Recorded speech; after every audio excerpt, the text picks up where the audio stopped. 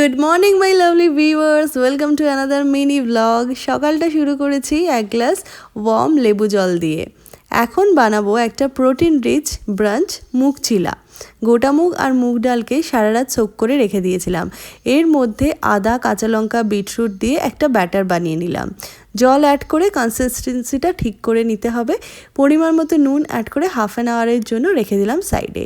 Now it's time to make peanut chutney. বাদাম, tomato, পেঁয়াজ, রসুন, কাঁচা লঙ্কাকে রোস্ট করে একটা মিক্সি জারে দিলাম।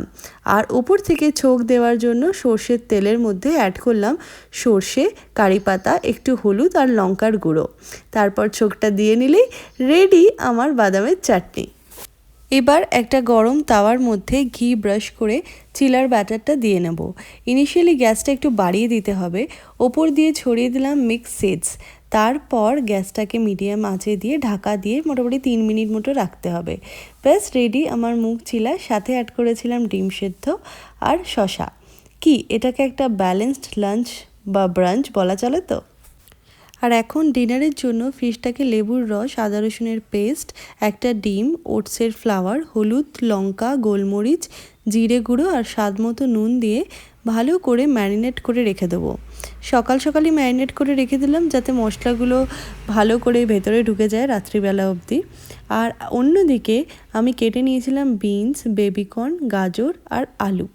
এগুলোকে হালকা পারবয়েল করে রেখে দেবো যাতে রাত্রিবেলা রসুন ফোড়ন দিয়ে একটু সটে করে নিতে বেশিক্ষণ টাইমই না লাগে।